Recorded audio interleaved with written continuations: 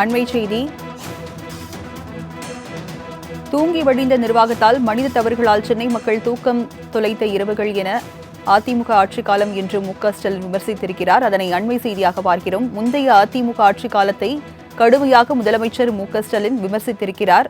அதனை அண்மை செய்தியாக பார்க்கிறோம். விவரங்களை செய்தியாளர் செலினா வழங்க கேட்கலாம். செலினா, முதலமைச்சர் மு.க.ஸ்டாலின் என்ன தெரிவித்திருக்கிறார்? விவரங்கள் என்ன?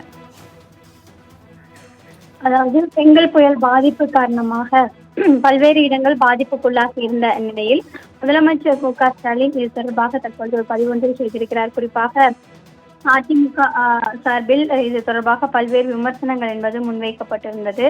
இந்த நிலையில் முதலமைச்சர் மு.க.ஸ்டாலின் இதற்கு விளக்கம் அளிக்கும் வகையில் தனது பதிவில் இது செய்திருக்கிறார். குறிப்பாக இந்த தூங்கி வழிந்த நிர்வாகத்தால் மனித தவறுகள், சென்னை மக்கள் தூக்கம் தொலைத்த இரவுகள் என அதிமுக ஆட்சி காலம் என்று தற்பொழுது குறிப்பிட்டிருக்கிறார். இயற்கை சீற்றத்தை எதிர்கொண்டு ஓர் இரவில் இயல்பு நிலைக்கு திரும்பிடும் காலம்தான் திராவிட மாடல் ஆட்சி காலம் எனவும், இயல்பு நிலைக்கு திரும்பிய பகுதிகளை பார்வையிட்ட போது மக்களின் அன்பையும் வாழ்த்துக்களையும் பெற்றுக்கொண்டு விழுப்புரம், திண்டிவனம் மாவட்டங்களில் ஏற்பட்டுள்ள பாதிப்புகளையும் சீர் செய்ய களத்தில் பணியாற்றும் துணை முதலமைச்சர் உதயநிதி ஸ்டாலின், அதே போல அமைச்சர்கள் அனைவருமே பணியில் ஈடுபட்டு வருவதாகவும் முதலமைச்சர் மு.க.ஸ்டாலின் தனது எக்ஸ் வலைதளத்தில் குறிப்பிட்டிருக்கிறார். குறிப்பாக இது தொடர்பாக அதிமுக சார்பில் பல்வேறு விமர்சனங்கள் என்பது வைக்கப்பட்டிருந்தது. இந்த புயலின் காரணமாக பல்வேறு நடவடிக்கை என்பது மேற்கொள்ளவில்லை என்று திமுக மீது விமர்சனம் என்பது வைக்கப்பட்டிருந்த நிலையில் முதலமைச்சர் மு.க.ஸ்டாலின் தனது எக்ஸ் வலைதளத்தில்